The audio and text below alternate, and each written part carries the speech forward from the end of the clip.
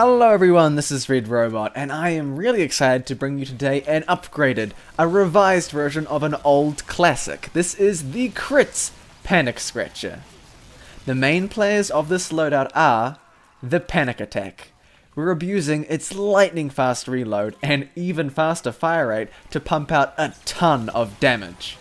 Next, we're using the Back Scratcher. Now, this might seem a bit counterintuitive, and that's because, honestly, it is. It slows down the rate at which you get healed by medics, but makes you able to kind of more self-sustain on your own.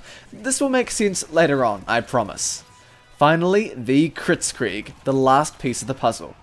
Because you are slower to heal, you're in the range for building Uber faster for longer. And it's already fast thanks to the 25% faster Uber build rate. Also, because you'll be on generally lower health thanks to the Back Scratcher, you're going to fire faster with your Panic Attack. As you can see, all three weapons kind of feed into one another and form an endless circle of crits and damage. As you can tell, I really enjoyed the original version of this strategy. That was using the Uber charge instead of the Kritz. It was really reliable, but there were situations where the shortage of damage really hindered its effectiveness. This strategy is obviously far more of a glass cannon approach, but when it goes off, you can make a much larger impact. Pyro's balance of movement speed and health make him perfect for this, but since the Panic Attack is such a multi-class weapon, you can really do this with all four of the default shotgun classes.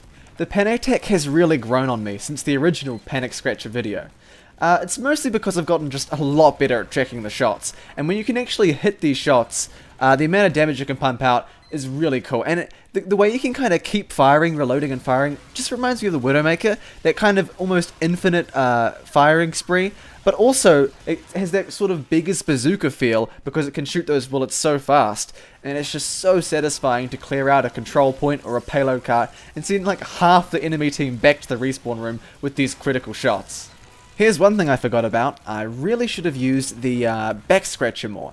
So the Back Scratcher has a damage bonus. I didn't think I really pulled it out even once, but if I'm getting critzed and I'm in a really desperate situation, there's nothing stopping me from going straight to the Back Scratcher and smacking someone for 244 damage. It's enough to kill basically anyone who isn't a heavy, which is pretty ridiculous, and there were some situations where I reloaded my Panic Attack when I really shouldn't have, but man, I was having such a good time with this weapon. Probably the thing that was amusing me the most during this gameplay was the fact that I was playing Pyro almost completely neglecting the flamethrower. And that's mostly just because, I've never really been a fan of its inconsistent particle-based damage system and of the terrible stun lock of Air Blast, which, has been remedied somewhat with the latest updates. But, hit scan, obviously my favorite method of dealing damage, and this strategy gives you a ton of opportunities to brush up your tracking and, general hit scan aim.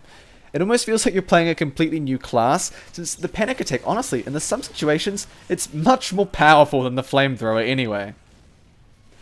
Another advantage the Kritz version has over the Ubercharge version is the fact that after you've gone on a Kritz spree, you've probably dealt hundreds and hundreds of damage, your crit rate is going to be really, really high. And you're going to be firing so many shots with the Panic Attack that, eventually a few of them are going to be crits. And those just few random crits between Kritz can really make a big difference.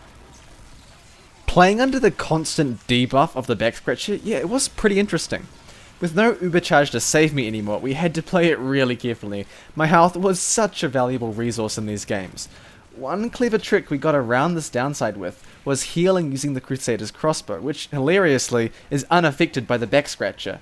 But even with this trick up our sleeve, it was really difficult to handle some enemies, like overhealed heavies, since we traded damage so poorly with them thanks to our slower heal rate and their starting enormous health pool. I'd have to say though, it was probably worth it overall, based on the ridiculous number of crits charges we managed to get off, and heavies aren't going to escape from that, are they? A lot of moments like this one didn't make it into the final video, but there are a ton of classic total Panic Attack moments, meaning being super low health, deep in enemy territory, but trying my best to stay alive. And the Panic Attack is actually really good for that. When you're low health, if the enemies can't finish you off, man, you pump out so many bullets, and you can usually get away with it, but sometimes, you do get punished for that mistake. Or other times, we're getting our crits so often that we'd just pop it at the first sight of an enemy and there'd be no one else around. So many low value crits. But at the same time, we are buying our team time to respawn and get back there and holding off the front line. So yeah, it was probably a good thing, but it just feels so bad to use the crits and get in there and get like 1 kill. Oh, we got him, guys. For me at least, it's always fun to revisit and tweak old strategies. There are so many awesome tactics that get suggested, and I always kind of brush them off saying, yeah, I've done them before, in like some terrible video from 2 years ago. Probably not the best idea. Let me know how you feel about seeing some of my old favourites, my best strategies ever, are having another turn in the limelight, because I feel like just not making another one because I made a video before is probably a bad move, and people new to the channel never got to see some of the coolest stuff we ever did, like the Phoenix Soldier, for example. Anyway, that's all I've got for you right now.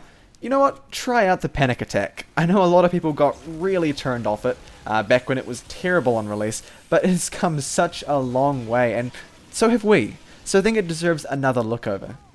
Anyway, that's all I've got for you right now. Until next time, I will see you later.